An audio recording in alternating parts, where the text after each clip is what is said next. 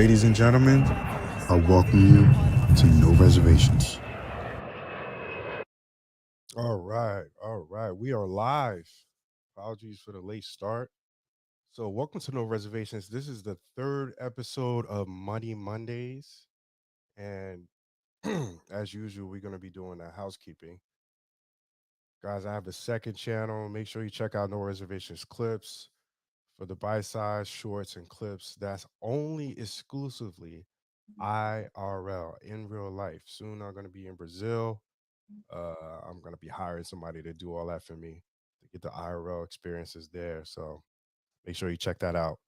And if you're a lady or ladies, if you want to come on the show, DM me or us at No Reservations Podcasting. Come on and make sure you check that out. And also, I have patreon.com/no reservations for you want the uncut conversations, you want the spice.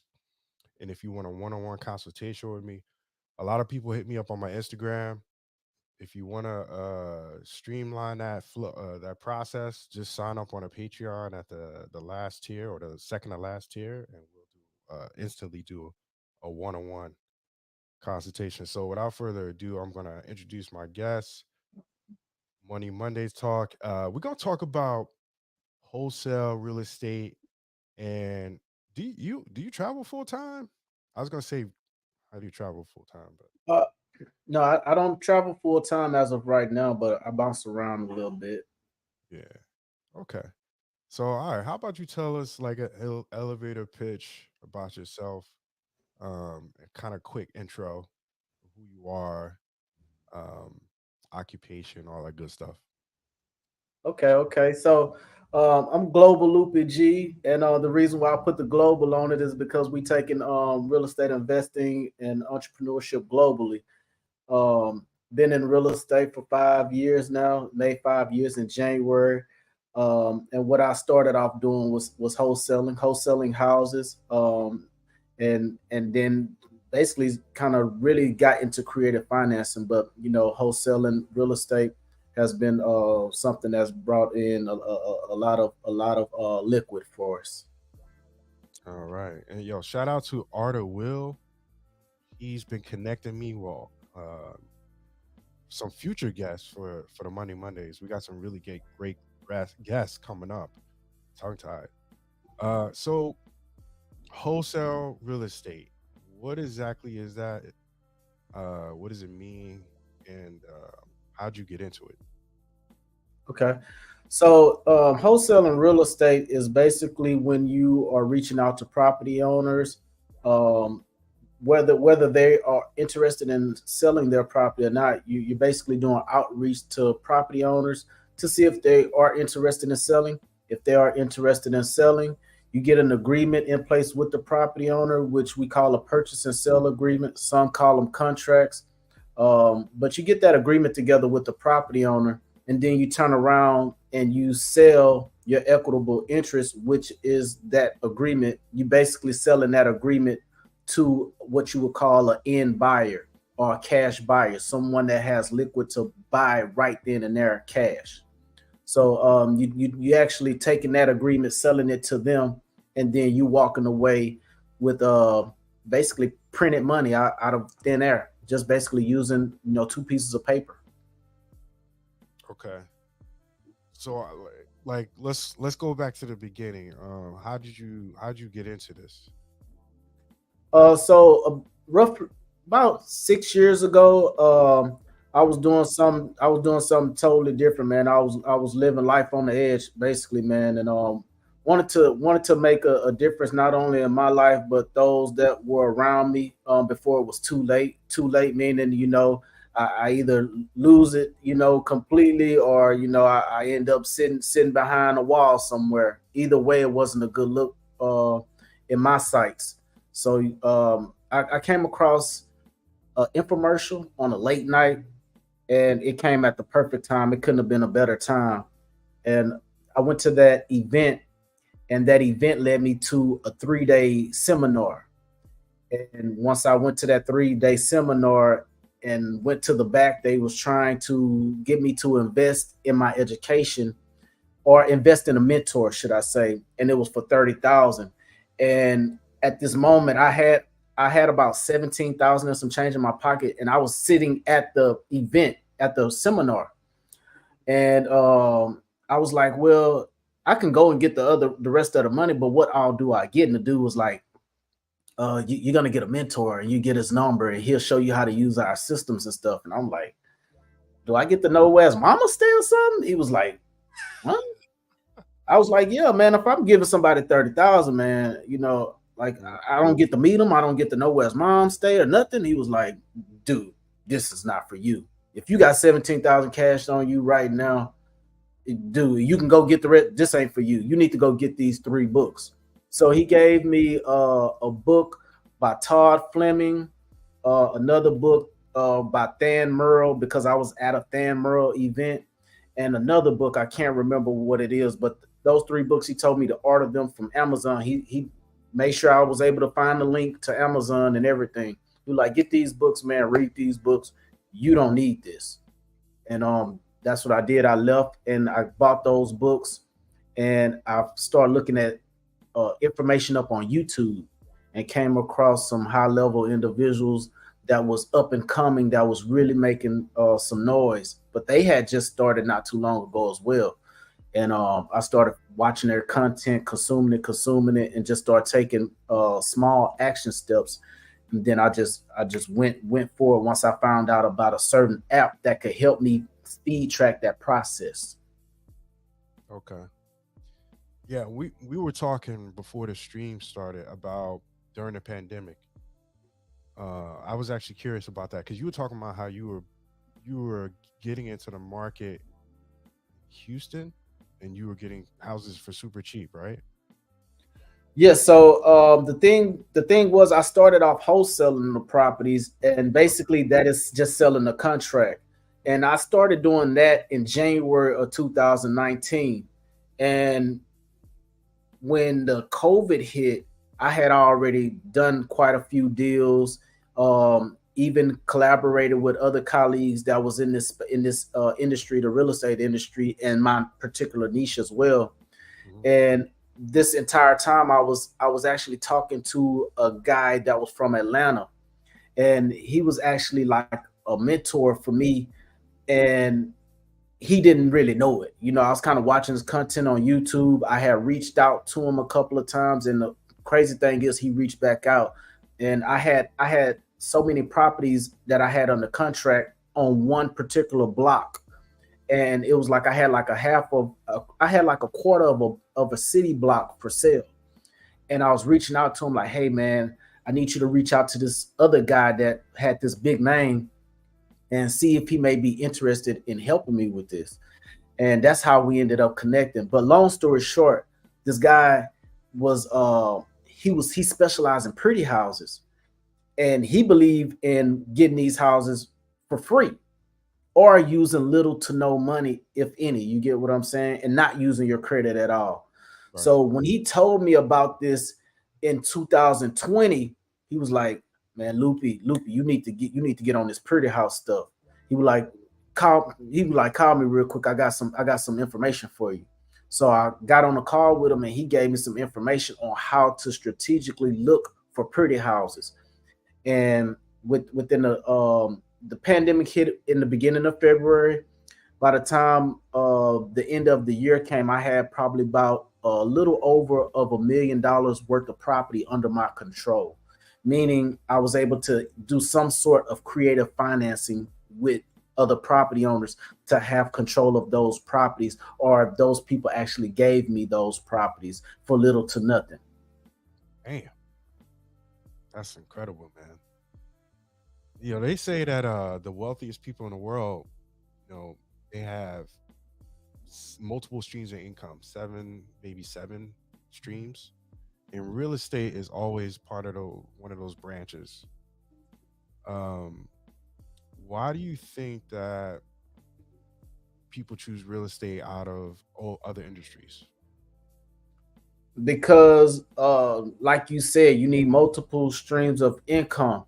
So real estate is basically like its own tree, and it Okay. has limbs, right? It has Right. branches, Right. right? And you have wholesaling, you have creative financing, you have developing, you have lending. You get what I'm saying? You have it's so many different niches up under that umbrella of real estate to where that you can actually have, multiple sources just in that one industry. So I believe that the real estate industry alone can provide you more than one source of income depending on your strategies. So if you have more than one strategy, like I know wholesaling and I'm good at that. I also know creative financing and I'm pretty decent at that as well. So those are two different streams. Now under the creative financing part of real estate, you also have other branches connected to that. You have lease options, owner financing, you have options, you have other ways of performing and getting properties to build a portfolio, which in return leads to multiple sources of income. Each property is another source, basically. Right. I, I'm not. I'm trying to understand how wholesale real estate works. Is what is this comparison to like flipping houses? Because you're not dealing with contracts, buying a house and then you. So the difference between what wholesaling is and what Yeah. fixing and flipping Yeah. is that us as wholesalers, we're selling the contract to purchase the property. We're selling that to the fix and flippers. Okay. Oh, So I got it. we're not fixing and flipping the property. We're just flipping the paperwork to the fix and flippers, and the fix and flippers do the rehab or the rehabilitation, you Got you. know, or the remodeling to that property. Then they resell it or they keep it and buy and hold it. You get what I'm saying? Yeah, I got you. So that's the difference. The fix and flippers, they're the ones that's remodeling the properties. We're not. We're giving it to them as is. We're selling the paperwork to them for them to buy it in as is condition. Mm. And wholesaling is that that's a very like popular niche, right? Because I know flipping is a popular niche. Everybody does that. It has gained some traction within the amount of time that I've been in real estate, and there's a couple big names that really pushed it over the edge from YouTube, and really just being a great person at marketing and hosting very nice events to get it out there to the masses, man. But within my 5 years, it has completely just blown up, But people been doing wholesaling for years, years, years, years, and years, Mm. and it's crazy because now we're seeing a lot of people that look like us actually doing this business and being very successful at it. So it's dope, man. It's super dope.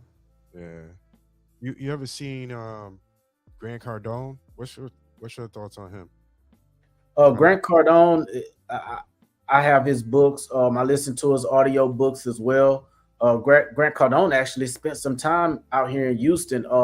He actually talked about how he was able to flip one of his main houses in Houston is in so Houston is a city, and then inside of Houston we have different little cities. So we have a place called Bel Air, and that's like the rich area, seriously. So he actually had a house on over in that area like years back, and was able to make a huge gain on that property. But man, Grant Cardone, man, I really like Grant Cardone because it's like having a white friend that actually talk like you and can really understand what you're saying. He ain't gotta pull out the Google Translate, or he don't have Yeah. to try to Google it like, man, what he said? Because I have a friend, man, and big shout out to my friend, man, David. He's the owner of this company right here, Deal Machine, and this app right here really is what took me to the next level. Without this app, man, I don't know where I'd be today. But my guy, he's always getting my lingo, and he may ask me what that means, and sometimes he may Google it, try to figure out what I'm really talking about. So yeah, Grant Cardone, to me, he's dope, man. I like that he goes to the schools for like the less fortunate people that look like us, man. And he talked to them, he give them game, and I don't think he get as much credit as I think he should. Yeah. There's a lot of people out here that try to tear him down or talk bad about him, saying he this or he that, man. But I like him personally. And if you ever listen to one of his audio books, it's like talking to one of your white friends that's real hip, that like he grew up in the hood. So that's something that I really like about him. Just on his books alone, he Right. gets the message to a person like me. Yo, that's crazy. That's cool, man. I've been watching his stuff too. I didn't know he was respected like that. Yeah, Um, by so it's by me he is for sure, man.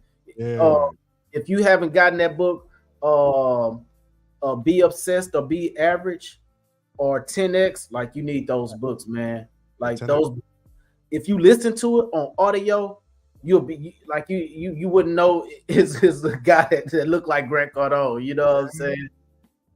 Damn. He did his own voice. He did his own voice for his Yeah. audio. Be Obsessed or Be Average, 10X. He reads his own books and he adds extra stuff in it that I know is not in the book. Like, That's yeah, what's up, man. get the audios, man. Get the audios. You'll be surprised how he talk and how he read the book. It's like you really sitting there with him. That's what's up, man. Like as far as like the best markets for wholesaling, all over the world, like globally, since your name is global, what's the best markets for wholesale real estate? So I don't know about doing wholesaling on a global aspect, but I know that you can invest in real estate from a global aspect. But Oh, globally, you can do this business from anywhere. So that's the real meaning behind global, being able to pick up and be wherever you want to be and still conduct business and be an entrepreneur. But the best markets, from my understanding, see, I'm in Houston. Houston is a huge market. It's a very good market. At the same time, there's a lot of people out here going after the same stuff. The best markets to go after are markets that are a little smaller, or outside markets that are outside those little small cities and counties that are surrounding the major markets. Okay, those are great areas, and usually areas with population in between 100,000 to about 800,000 is that's the sweet spot. mm, But those big markets like Los Angeles, New York, Miami, Houston, a lot of those can be complicated for some. But Houston has been very good because the price margins are still very decent. They're not over expensive like a LA. They're not over expensive like a Miami or New York. So there's so much potential in Houston, and then Houston is so huge as far as the land space. There are so many different little small cities that surrounding this city, and there's different little counties that surrounding our main county. So how Houston is set up like a bullseye. And this is one of those places where you can just about throw a dart at the board, and you can get somebody to scream, "Yeah, I'm ready to sell." It just take time. okay, okay. And wholesaling, is that, can you do that remotely? Can you travel with it? Because I know you talked about Colombia. We talked about this before stream. Can you do it remotely, or do you physically got to be there for the contracts? Like, how does that work? So you don't actually. As I told you, I had spent 2 months in Colombia, and it wasn't a vacation because I was still working, right? Okay. So this business model is designed for you to be able to do it remotely. But in the beginning, if you don't know anything about analyzing a property, looking at property information and just being able to pitch an offer without, actually going to the property just off words and what somebody told you and painting that picture for yourself, then of course, as a newbie or someone new to the business, to this business model, yes, going to those properties is very important. Yes, being able to be face to face with those property owners at that appointment is very important because that teaches you how to mirror the person. It teaches you how to build rapport, which is very important. It teaches you how to be comfortable being yourself. Like I have thick Rasta dreads. You know, like I don't like I clean, like I can get clean. I clean up nice as far as dress, but just Mm. my outside appearance, I look rough around the edges. But people would be surprised how many doors has been opened for me and people allow me in just off how much value that I'm looking to add. Right. Meaning, you know, I'm looking to bring a large sum of money to a property owner in a small amount of time, and also be able to figure out what other needs they may be needing for that moment. So those are very important. Those are very important um, things Aspect. that yeah, right, that's important to this business model, you know. So you know, for a newbie, yes, getting in front of those sellers is very important. Once you pick up a rhythm, and once you've walked through enough properties to know, okay, what's, you know, what's the condition of the property, have the roof been recently repaired, the windows been updated, how is the foundation, have you done any remodeling to the bathrooms, to the kitchen recently? How's the floors? Have you updated the floors? Have you done any painting on the exterior, the interior? You get what I'm saying? Once you start knowing how to paint those pictures for yourself, and then you have Google right there, you can actually get a street view, you know, and ask them, hey, is this still current? I'm looking at the property right now. You know, is this still current for the outside? Of course, we don't know what the inside look like. So once you start, you know, having those conversations, you can start getting a feel of what it's going to take as an offer. Because as long as you know what properties are selling for that are in comparison of that property, all you have to be is under that margin to where that you can make some money, and also the person that's buying it from you or buying that contract from you, they can be able to make money. So it's a win situation for Mm. everyone involved. You know, you have the title company for those that are in the real estate attorney states. You know, you have your real estate attorneys, they make money. The property owner, they get compensated. There's going to be so many opportunities where you come across properties that have to go through affidavit of heirship, meaning someone passed. There's, you know, ten heirs. Everybody have to get broken off a chunk. So all this process is like everybody win. When you get paid, you win. You pay your employees. When the buyer buys the property, they win, because now they're going to fix it up and put it on the market and resell it, and or put a tenant in there and they'll buy it and hold it. So everyone involved, even the person that's living in the house, they have a roof over their head. It's like everybody win, or everybody benefits from what we do as far as wholesaling real estate. That's what's up, man. I have another channel that I'm creating where I do house tours of luxury mansions, or like really crazy, the smallest house in New York, or I'll be in France, or like the most expensive mansion. Um, do you ever rub shoulders with real estate? What do you call them? I don't know the terms, but they do the listings and they sell the homes. Oh, real estate agents. Real estate agents, because what I want to do is I want to do tours of houses, and maybe they want to sell a home. So if I sell a house, that's if I sell a mansion that's worth 40 million, I don't know what the percentage of that. I think that, what is it, like 3%? Sell that. So How's that we work? so real estate agents and real estate investors like myself, we kind of have a love-hate relationship. So if any real estate agents are watching me or watching this, or you going to watch this later, like, Hmm.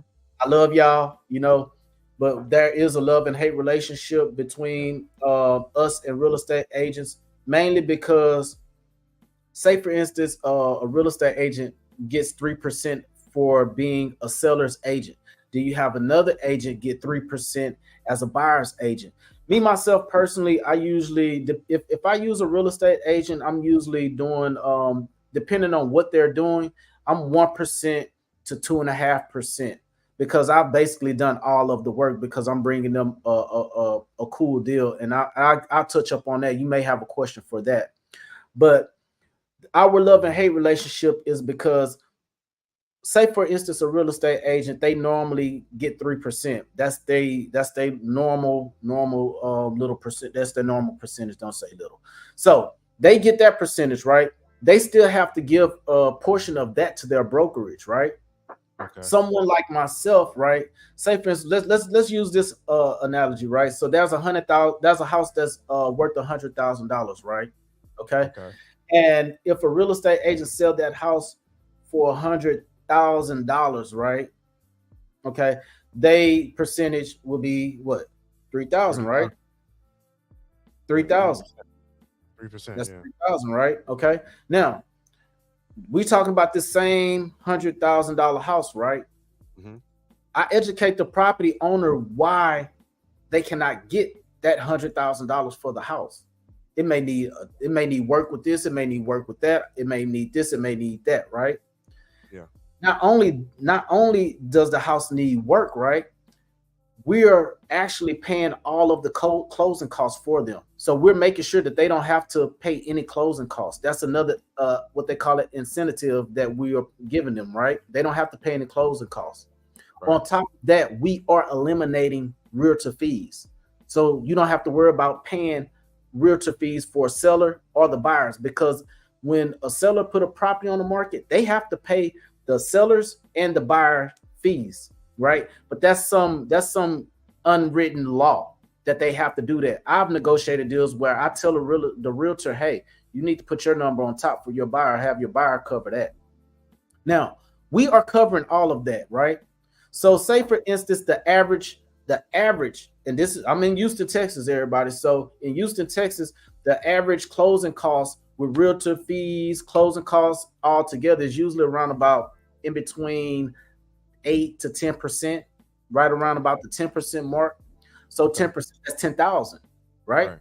Hmm. So if I tell a property owner, hey, I give you 85 for it, right now, then Yeah. I turn around and I have, Jose or Brad or Becky or one of the, anybody else that want to buy this house, they want to buy it. I Hmm. say, hey, I have this agreement. I have a property. This is something that fits your criteria, Okay. and hey, I'll sell it to you for 97. So I basically just printed, $12,000. You get Nice. what I'm saying, off that same Yeah. house that a realtor will only make 3,000 off of, and she or he have to split a portion of that. Hmm. Brokers usually they charge about 0.5 or 1% or something like that. Some of them have flat fees, okay, Okay. and then the other agent, the same thing, 3,000. I didn't just print it 12,000, and altogether they got six. So I didn't double what they get together. So that's why it's a love hate relationship.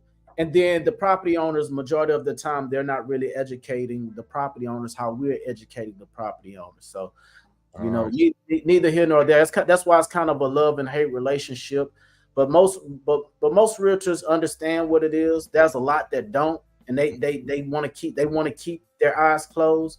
But those are the ones that or they have those moments where things are just going great, and then there is moments where they have to go look for other means of making money because the market flipped on them. And all real estate agents aren't the same. You have some that only like pretty houses. You have some that only want to uh, be a seller's agent. You have those that want to only be buyer's agents and find the money. You get what I'm saying? Yeah, I do. So, it's a love hate relationship between us and realtors. But for those that do work with wholesalers, Yeah. man, they can make a lot of money, and it comes fast as long as they are not trying to be in control of the whole situation. Because the person that has the control of the situation is the one that have the lead, the one that have the agreement with the seller. So that's the person that have the control. So Well, how much can a wholesaler get in a game? How much can they average a year annually? What's the average um, you salary? don't really average. You don't really average a year. You basically trying to get your deal size to average a certain amount. So me and my partner, we had our business, our first annual business meeting Hmm. in Colombia, Okay. and we were out there to have our first annual business meeting alongside find some people to help us make calls that are bilingual as well because we in Texas, so we have a lot of Spanish speakers. But Right. we had to run our numbers to find out our average deal size. So we were looking to meet the mark of averaging 25,000 per deal. And Okay. last year we averaged like 23 and some change. That was because we had a couple that was like in the 10 in between 10 to 13,000 mark. But we had property. We did. I sent you the property that we hit for 45,000 on, and we got that one for free. And that's off one piece of paper. You know what I'm saying? Yeah, actually, I'll pull that up. I'll ask you more questions. Well, how many do you know offhand how many projects in total have you done in Colombia?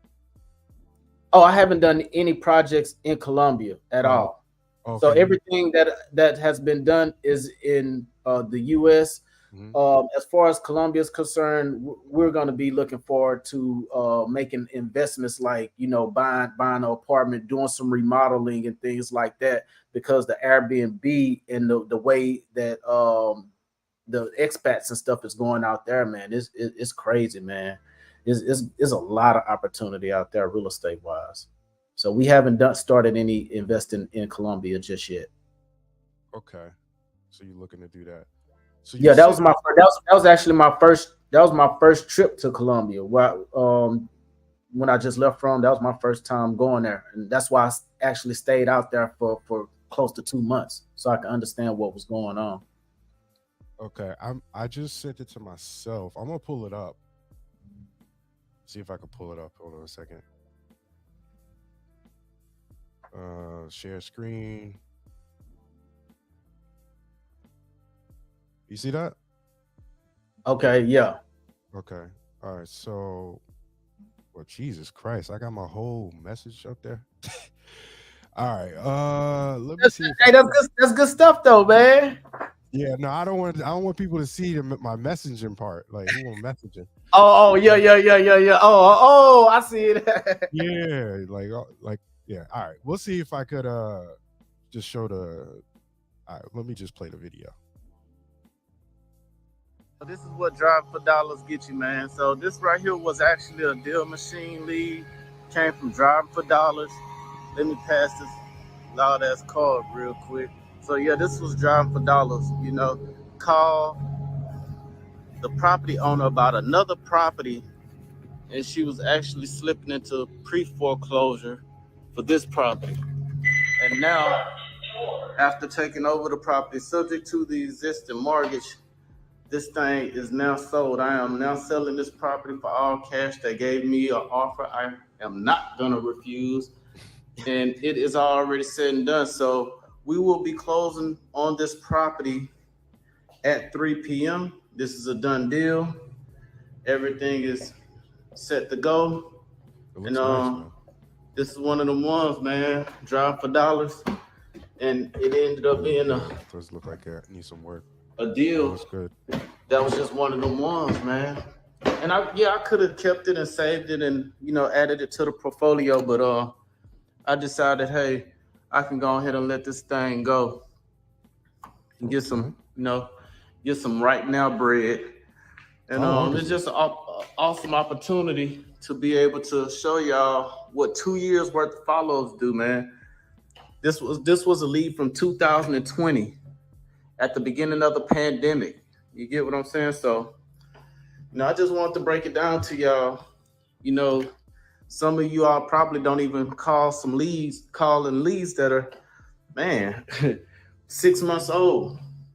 I caught this people last year, December last year. Caught this lady December last year, and it ended up getting a subject to. Yeah, I'm not sure how long this is, but hold on a second. Let me stop screen before I start changing stuff. I'm looking at my. All right. So yeah, man, that was a property that you shared with me before. I meant to bring that up in the pre-show notes. That's pretty dope, man. Oh, So you kept. Oh yeah, you kept talking too. My bad. So yeah, yeah, you want to talk about that? Okay. That property right there, in the middle of the pandemic in 2020, Yeah. I reached out to her because I was using this app to pin houses or land that I wanted to reach out to property owners about. That's what this app does. You can pin properties and save them in the app, and then you can export or extract all of that data, and then you can have it on a spreadsheet, and you send the information out to get numbers for the property owners, and then you can call them, shoot them a text, or whatever the case may be. This person right here, we called her. She didn't want to sell the land that was right across the street. Matter of fact, it was a house. Now we kept following up with her. She was just sitting in my CRM. The Hmm. CRM is called a customer relationship manager, and that's where you store all of your information on people you need to follow up with. So if you Right. have a business, I'm pretty sure you know what a CRM is. So, man, I just saw the lead just sitting there.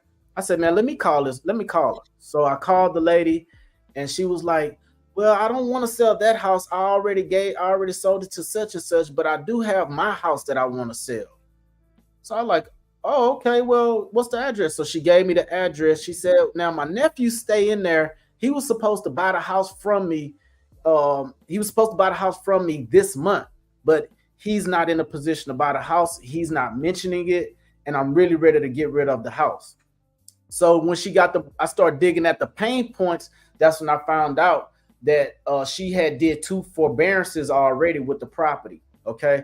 forbearances is when the pandemic came and people was able to, you know, defer those payments, but those people want all that money back, and most mortgage companies gave people two forbearance periods. Okay, which roughly came out to about uh 3 months to six, no, it was 6 months to a year if I'm not mistaken. Hmm. Now what a lot of people did was took these two forbearance periods, and when these people came back and like, hey, what's up with my money, people was not able to pay, right?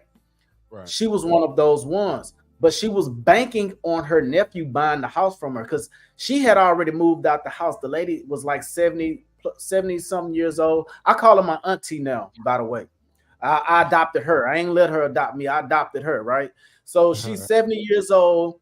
As y'all see, it was a big house. It's two-story. All of the rooms are upstairs. She didn't have any kids. That's why the carpet and stuff was still looking real good. Only thing you saw was the little stairs on the steps because they used fake wood, right? Right. But all of the rooms were upstairs. She had back surgery. Her husband passed away. Her sister passed away in the house. Okay. And she just was done with the house. She had already washed her hands with the house just because of the memories alone, along with her having back surgery and can't go up and down the stairs. Mm. The nephew had a creative deal and did not know what to do with it. So once she gave me the agreement, once I gave her the agreement and we signed the agreement for me to buy the house, I was going to wholesale it. But the nephew would not let me show the house. So when you're wholesaling real estate, you guys, you have to be able to show the property. There are some buyers that buy without looking, but if you have a problem tenant in the property, most likely you will sit on the house if you're not able to gain access to the property, and the buyers really don't want any problems. Right. So I went back to the property owner and restructured the agreement. So I was like, hey, what it's looking like is that you owe too much on this property. You may have to sell this house for what you owe on it. Are you okay with that? And I'll just, I'll break bread with you later on the back end. But right now, as of right now, you owe too much, and the house is going to get foreclosed on if you don't get your nephew out. So she was like, what do I need to do? I said, you can sell the property to me subject to the existing mortgage. And what I'll do is I'll get him out, but I have to evict him. In order for me to do that, I have to have ownership and complete control of this house. So she was open to signing over. She was open to signing over the house right then and there. So I put together a different agreement. Instead of a cash buying price, I put subject to the existing mortgage, and then put the estimated balance of the mortgage until she gave me all of that paperwork. And then from there, man, she gave me all of the paperwork needed. signed the property over to me. I put the property in a trust because my mentor showed me how to utilize the trust versus utilizing my LLC. So I put the property in a trust, and then I evicted the nephew. After I evicted the nephew, um, during the time I'm going through the eviction process to evict the nephew, which it only takes about 3 to 30 days here in Texas. I end up calling the mortgage company like, hey man, what kind of options do y'all have? What other kind of options do y'all have for my aunt? They say, you know what, you may want to try reaching out to this particular program. Is federal funding, is by the government, and they could help. So I say, oh really? Can you provide me with the information? The people gave me the information, and every state has a funding program, and it came after COVID. So you can only qualify for this program if you got behind your payments after January 19th of 2020, because that's when the pandemic started. So Right. there's a federal funding program for every state. Each state is different. They all have their own budget or cap of where you can be at as far as behind. So she was behind about 18,000. She was right next to being she was right there at getting a sale date for foreclosure. So I started working with the funding company before that sale date came, which made it eligible to go through the process. So after the eviction took place, I got him out. I started marketing the property and cleaning out the property because the guy left so much junk in there. So I had to clean out all of the junk out the property, and I just took. They had 2 different trash days, so I just went took the trash out every few days, cleaned Right. out the property. There's some minor stuff that needed to be done to the property, like it was a leak on the toilet upstairs, and dude just lifted up the toilet and put another ring on it, and it was just cleaning out the property. Man, foreclosure. They put a foreclosure date on this property, and immediately the people from the funding program, they said, hey, you got a sale date, send it to us because you've already started the process. And what we're going to do, we're going to postpone and stop this foreclosure date. So I sent them the information. They stopped the foreclosure date.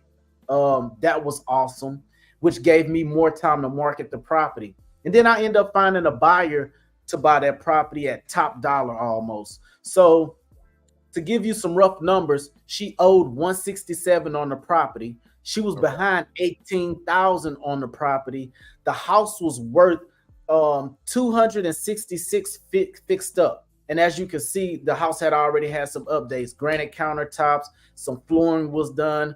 You know, only thing that needed to be done was like some painting, minor stuff with the stairs. The carpets in the room was impeccable. The There was some upgrades done in the bathrooms as well.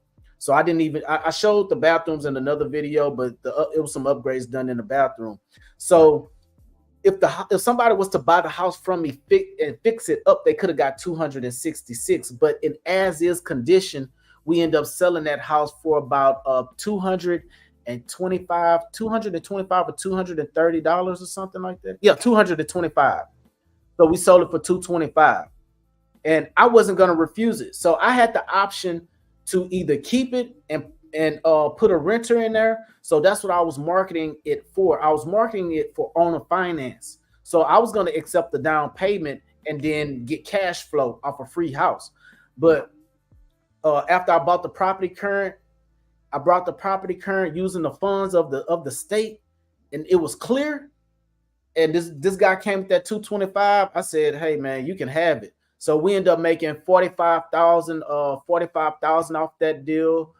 Gave the property owner 4 grand, and then once you sell a property, depending on where you are in the year, you have prorated taxes and interest as well. So she ended up getting another check for another 4,000 and something dollars. Well, yeah, about another $4,000. So I ended up making sure she got another 8,000. She got 8,000 out the deal that Yeah. she wasn't really expecting, but she got it, and she got it ahead of time. You know, Damn. so not only that, the guy that bought the house, he sold his house that he was living in to buy that house. So Okay. this was the person that was actually paying cash, but he was paying cash to move in it. So he sold this house and bought that house like the next few days. So it ended up working out very well with that deal. And Damn, that was actually a free house, man, just paperwork. bro, my man's about his business. He's about his business. That's what's up, man. You a miracle worker, brother. Yeah, So, aren't guys, we all? we Yeah. are we 50 minutes into the stream, Money Mondays, episode 3. This is a great talk. Make sure you like the video, super chat, cash apps is who with the stream. This is a viewer supported stream only. If you're enjoying the intel, want to do wholesale real estate yourself. Uh, so we're gonna do 10 more minutes, or I don't know if you want to keep going. 'Cause I feel like we could Yeah, talk about this for a long time. You're very knowledgeable about this subject. yeah, I got What's time, man. I can add as much value to you and the viewers as possible, man. Yeah, man, for sure, man. A lot of What would people think that this stuff is illegal. A lot of people don't even know about it's so many people that don't even know about this stuff. And then when they hear it, yeah, they automatically think scam or it's too good to be true. yeah, But it's all about your paperwork. It's all about asking the right questions and really being a go giver and trying to add as much value as possible. And it's not only to the community, it's to the marketplace as well. So the right, community is the people that are struggling with these properties, that don't know what to do with these properties. The marketplace is the people that need a home to live in, mhm, somewhere to stay. So, the wholesalers is actually the people in the middle that's adding the value to the community and the marketplace. And for those that are like me that are doing the houses in the hood as well as the pretty houses, because that house right there was a pretty house. And I started off with ugly houses, like houses with holes in them, yeah, burnt up houses, things like that, and land. And I still do that. That's liquid all day. But being able to add that value, to these people that don't necessarily know what to do with these houses, or know what to do with the property, or know what to do with the land, it is important because what we're doing, we're uplifting the face of the community that we grew up in, and we can start really setting a tone of those that are in and those that are not in those communities if we sell those properties to people that look like those that are in that community and help uplift those people and show those people how to invest their money and things like that. I think is very important because like I had uncles and things like that was in real estate, but they really they didn't put us on any game. They was withholding a lot of this information. So man, thank you for technology, man, that made a lot of this stuff possible, bro. oh, for sure, man, but definitely for sure. So, as far as do you know anything about turnkey? Like, I want to get your insights on that. You know Yeah, anything about? what would be your question about turnkey? Because kind of everybody have a different Do you think it's thought a about turnkey. if you're starting out into real estate? Do you think it's a good starting ground, or you think that's something that you should do with more experience? I think that's probably something you should do with more experience. Am I breaking up? Am I? Oh, that's my No. yeah. That's my partner right there. That's my boy right there, Trent. Yeah, that's my partner right there, man. Shout out to Trent, man. Shout out to Trent. Uh huh. Um, when you there's so many strategies when you get into the industry of real estate. And to be Yeah. honest with you, my personal thoughts is if you have a mentor within that niche, Mm-hmm. that's the niche you should start in. Where you have the mentorship, where you have the context clues, where you have the guidance, where you have the glossary, where you can go through and basically go step by step. Me myself personally, I learned everything just from off YouTube and taking action. And then so many people saw me and was like, "Man, boy, you come from out of nowhere," and like I wasn't speaking like everybody else. So a lot of people that I wouldn't even expect it to gravitate towards me embraced me and gave me so much love within the world of the real estate world. It was amazing, man. So I got so many mentors that just came in and gave me clues. They gave me the clues. They guided me. They gave me certain directions. And me like I'm a natural born leader, man. I'm a warrior. but I'm a soldier. I'm still a soldier at heart. So I'm not the mushy guy that's not gonna take instructions or follow directions. Because I know what those directions lead me to. They lead me to the promised land. They lead me to a life of abundance, peace. A peace of mind. A piece of happiness. So Right. yeah, follow that mentor. You got a mentor, that'll be the best thing. But entry level wholesaling is it. Entry level wholesaling is it. I've had friends that tried to jump in the fix and flip, and they got their head bust to the white meat because they just jumped into it thinking that was Mhm. the way to go, playing with hard money loans and things like that. And Wow. those really not the ways to go when you first jumping in, especially without mentorship.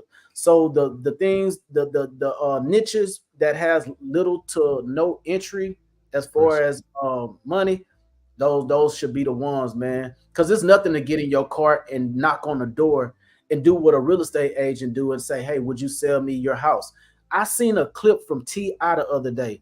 He talked about how he bought a lakefront or waterfront property because he wanted it, and he went door knocking. People don't know. People like Ti was doing real estate back in the game. People like Hey, Rocco been doing real estate, developing communities. So it's people that's doing these things that people not paying attention to. Mike Epps, he redid a whole street. He doing blocks in out there in Indianapolis in his own neck of the woods. So yeah, yeah, man, get out, ask questions. Most part, tell everybody you want to buy their house. Somebody gonna tell you, yeah, they ready to sell, that's and that's what's what I up. I did not know that. That's crazy. I mean, we talked about did a for lot. rub this forehead. We talked about a lot of pros to the game. You know what I'm saying? But like you had to like fall. You had to like fall on your ass at one point with the game and this. What Yeah. was like what was like two major fails that you had that people can learn in your journey of going Hmm. through this niche? Uh, losing focus and shifting and losing your momentum. Yeah. So I start like I told you, I was doing wholesaling. I was Uh-huh. doing wholesaling in the beginning. My boy told me about the pretty houses and turned me out on the pretty houses. I got all those pretty houses so quick during the pandemic, and I lost track of the foundation, that was bringing just the free bands, the liquid that was wholesaling. Okay. Right. Creative financing is, you can get liquid with creative financing, but it's more of a long term play, because with creative financing, you get money on the front end, you get cash flow in the middle, and you sell a house again and you get paid on the back end. So yeah, we probably gonna have to do a whole nother show talking Yeah. about creative financing. But Yeah. wholesaling real estate is just liquid, liquid, liquid, liquid. It's like hot potato. It's like hot potato. You're not really keeping or holding on to the product. You're just getting a piece of paper, selling a piece of paper, dishing a piece of paper off. So I would say that is that focus and keeping your stride so you can continue to gain more momentum. Yeah. That is one. That's a major. That's a major. And the next one would definitely putting the right people in the right seat,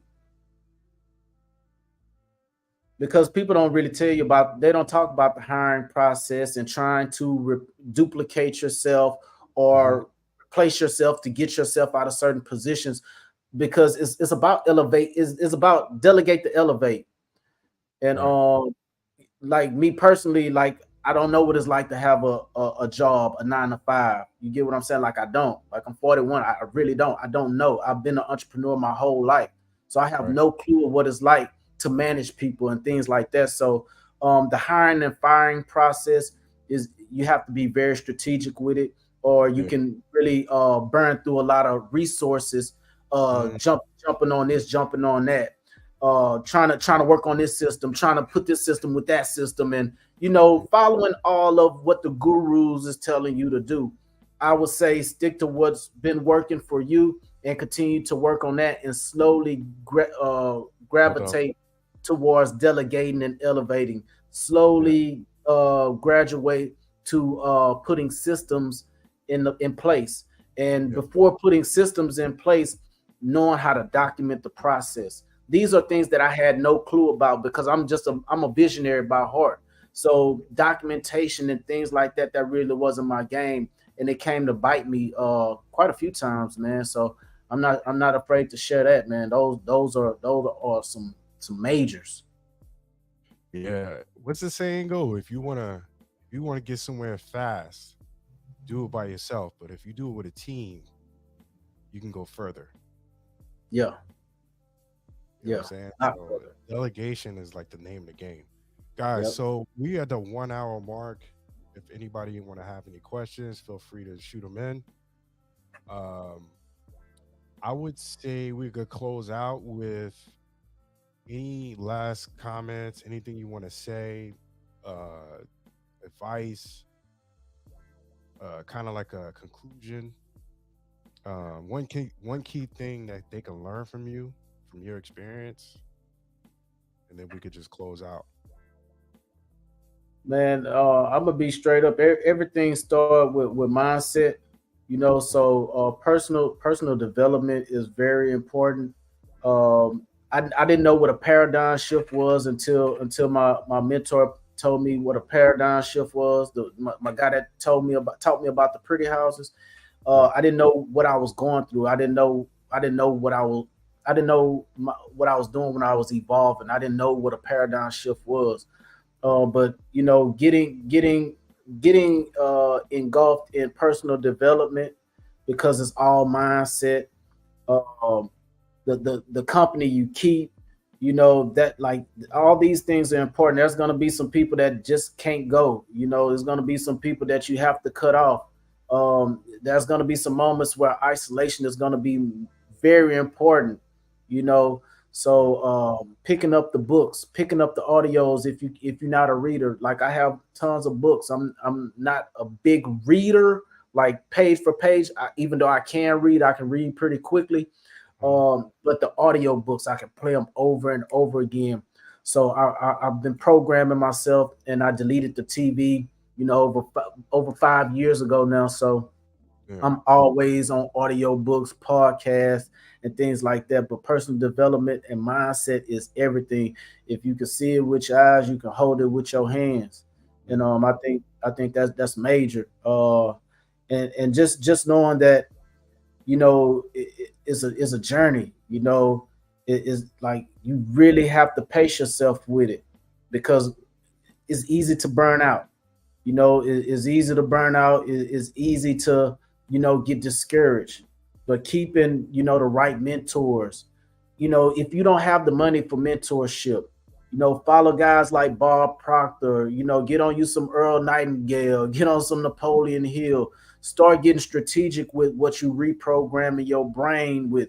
There's a book that I listen to on a regular when I sleep, and it's a book called uh the the the the power of the subconscious mind. You know, it's things like that that we definitely have to get on. And I don't think it's talked about enough amongst the, you know, the black community. So man, those books, man, and those audio books is going to be very important to your growth. That's for everybody, and you can learn anything from anybody. So don't discredit somebody by the way they look, man. Do not judge a book by its cover, man. And you can learn something from a kid, man. So always be open to learn because that's what experiences are about. They're about learning and picking up those nuggets along the way and paying it forward as well. So being a go giver, man. Okay, Don't be man. afraid to give. It always come back. So Hey, you no, want? hey, no reservations, boy. You had a whole bunch of questions, boy. It's like the time flew on us, huh? Hey, man. We didn't even get through all my questions, but I wanted to keep it at an hour. But I do want to ask you. So that your Instagram, should I just put them in the description?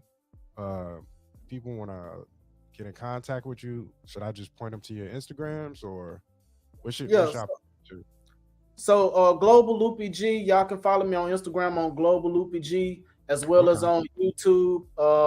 I've been documenting so much of this of my process. So yeah, man, we'll be putting a lot of stuff on YouTube as well. So yeah, I have a YouTube channel, everything Global Loopy G, and All right. I gotta yeah. put you on the title, man. I gotta put you on the title. Yeah, so I actually I linked my YouTube channel with the stream. I don't know how I did it, but I did it because I logged in to my stream yard when I came on. So it showed like like a link, like it's gonna bounce to my channel as well. I don't know until we cut it short. I mean, till we end the show. Guess we're gonna find out. Oh wait, okay. I see. All right, so I see your channel. I'm gonna put it in the. I'm gonna link you in the title, and then I'm gonna Okay. put your Instagrams in the description.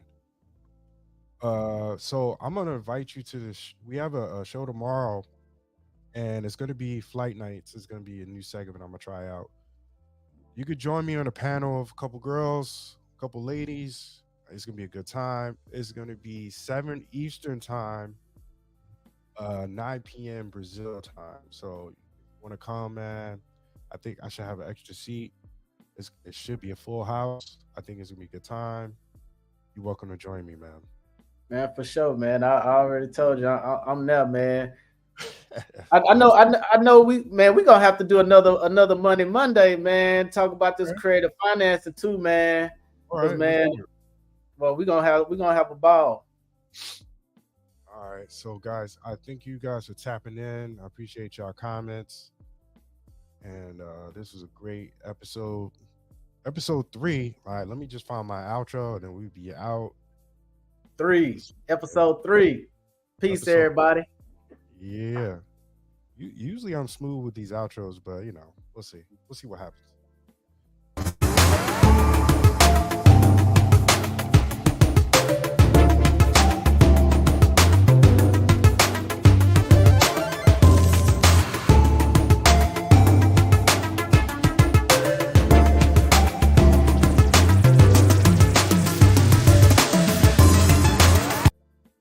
Shout out to Mark with the Cash App. He just said, "Yo, fire stream. I'm locked in. Appreciate you, man. Appreciate you." I had to stop the stream for that. We'll keep it going.